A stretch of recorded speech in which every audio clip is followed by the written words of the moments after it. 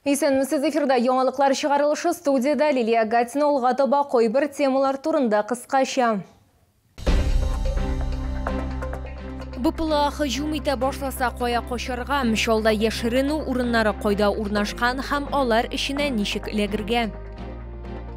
Төзелеш майданында гадәттән тыш хәл, эшче 6-нчы каттан егылып төшкән. Ирод хәзер нинди хәлдә? Һава тревогасы очрагында кайда качарга, бу мәсьәлә яршаулы халкын борчый. Йортларның фасадларында инде күптән телефон номерлары, күрсәткечләр һәм яшерену дигән язу пәйда булды. Әгәр аларга иярсәк, алар күп фатирлы йортларның подвал бүлмәләренә алып баралар. Ләкин аларга ничек эләгергә, ачкычлар кемдә? Бу сорауларга җавап безнең алдагы материалда. Шолда һәр йортка диярле һава тревогасы һәм дошманның пилотсыз очу аппаратлары атакасы булган очракта яшеренер урыннар бар. Нокталарның берсе ГЭС бистәсенең 4А 4 йортының подвалында урнашкан. Бүген бирдә башкарма комитет идарәче компания һәм территориаль идарә үзидарә хезмәткәрләре булып китте. Пройдя по данному подвалу, я могу сказать, что оно пригодно для того, чтобы укрыться от летательных аппаратов. Здесь достаточно сухо, высокие потолки, нету плесени, нету какой-то воды, нету никакого мусора. То есть для того, чтобы укрыться ненадолго, оно вполне позволяет. Йортның подвалы иркен җылы яктыртылган, бирдә бүлентекләр күп, бу исә күбрәк кешегә монда яшеренер урын табарга мөмкинлек бирә. Коммуналчылар сүзләренчә, алар көн саен обходлар үткәрә. Бу барысы да ышанычлы булсын өчен кирәк. Биналар яшеренер урын сыйфатында яраклы. В нашем обслуживании находится 40 жилых домов. Все наши дома являются пригодными для временного укрытия от летательных аппаратов. То есть ежедневно мы совершаем обходы, осмотры жилых домов, содержание, состояние трубопроводов, чтобы не было затопов, засоров.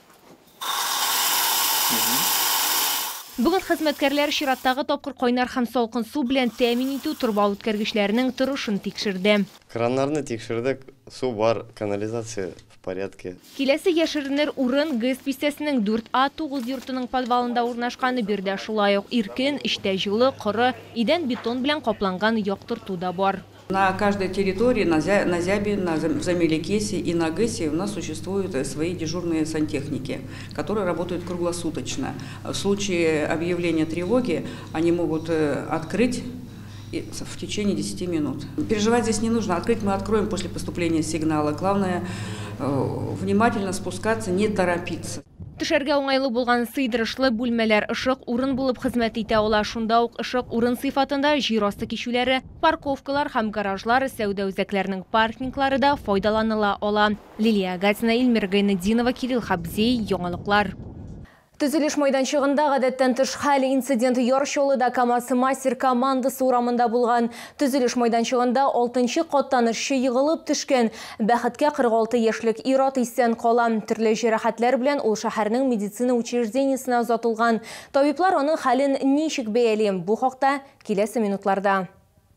Бу видео кичә социаль челтәрләрдә таралды. Фаҗиганы бу вакытта узып баручы машиналарның берсенең видеорегистратор камерасы яздырган. Гадәттән тыш хәл КамАЗ-Мастер урамында булган. Монда төзелеш майданчыгы урнашкан, анда күп фатирлы йорт төзелә. Кадрларда күренгәнчә, эшче 6-нчы кат биеклегеннән егыла. Һәлакәт нәтиҗәсендә 46 яшьлек ир-ат могҗиза белән исән кала. Төрле җәрәхәтләр белән ул ашыгыч медицина ярдәме хастаханәсенә, интенсив терапия реанимация бүлегенә госпитализацияләнә. Ир-атка ашыгыч рәвештә барлык кирәкле ярдәм күрсәтелгән. На сегодняшний день состояние пациента оценивается как средней степени тяжести. Он в сознании, все показатели стабильные, самостоятельное дыхание. Он находится под постоянным наблюдением врачей, готовится к переводу в травматологическое отделение для продолжения лечения. Безнең төшерү төркеме килгәндә биеклектә төзелеш майданчыгында беркем дә эшләми иде. Территорияда бары тик берничә эшче генә иде.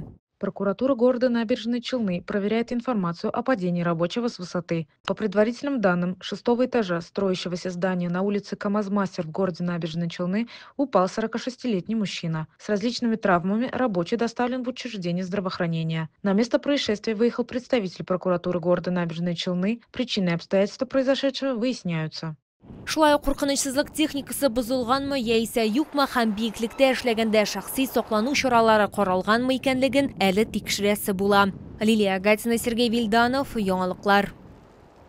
Баланың дәртен суытырга теләгәне, бәлек булмаганы бала белән булган хәлнең ничкәлекләре билгеле булды. Исегезгә төшерәбез, социаль челтәрләрдә видео язма пәйда булган иде. Онда ир-ат малайны якасыннан электереп карга ыргыта. Татарстан Республикасының бала хокуклары буенча вәкаләтле вәкиле Ирина Волонеста бу хәлне игътибарсыз калдырмады. Хәзерге вакытта полиция тикшерүне тәмамлады. Установлены участники инцидента. Как выяснилось, ими оказались 36-летний челнинец и его 8-летний сын. Семья была на вечерней прогулке, когда между родственниками вспыхнул конфликт. Глава семьи решил остудить пыл своего ребенка и использовал для этого неоднозначные воспитательные меры. Хәзерге вакытта электротехник полиция бүлеге хезмәткәрләре эшнең барлык материалларын җыеп процессуаль карар кабул итү өчен тикшерү комитетына тапшырган. Татарстанда барлык фронтовиклар да мактаулы гражданин исемен алачак. Бу хакта республика рәисе хөкүмәт йортында узган атналы киңәшмәдә белдерде. Бу сугыш ветераннарының барысына да кагылачак. Мактаулы исем агымдагы елның февралыннан биреләчәк. Рөстәм Миңнеханов искәрткәнчә, Россия президенты Владимир Путин җиңү оештыру комитеты утырышында Россия обороны министрлыгының тиешле инициативасын хуплады.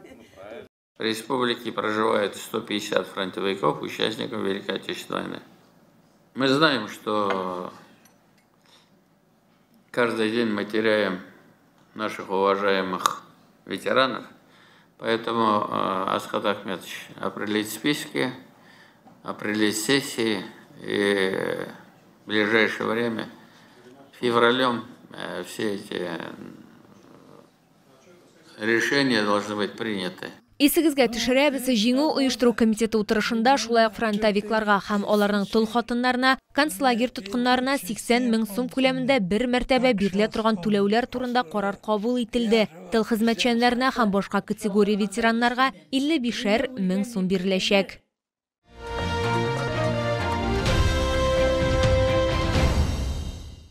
Ерак көнчыгыштан турдан-туры Чаллыга шәһәргә яңа тотылган балык һәм затлы диңгез ризыклары китерделәр. Продукция Чаллыда яшәүчеләргә һәм шәһәр кунакларына шул кадәр ошый ки, аның артыннан чират торалар. 32нче комплекста Мегастрой гипермаркеты янындагы майданда тәмле балык сатып алу мөмкинлеген кулдан ычкындырмагыз.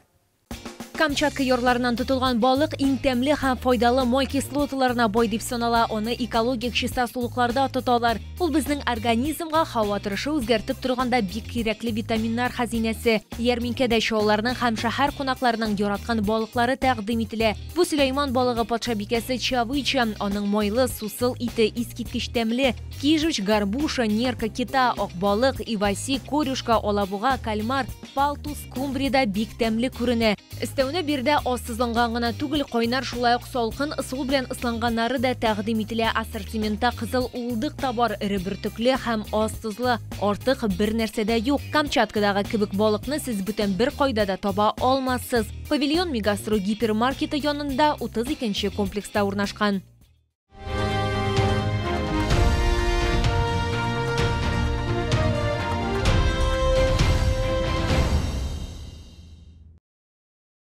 Бу сезгә җиткерәсе соңгы мәгълүматыбыз иде. Мин Лилия Гатина, сезнең белән сау булашам. Исән-имин булыгыз.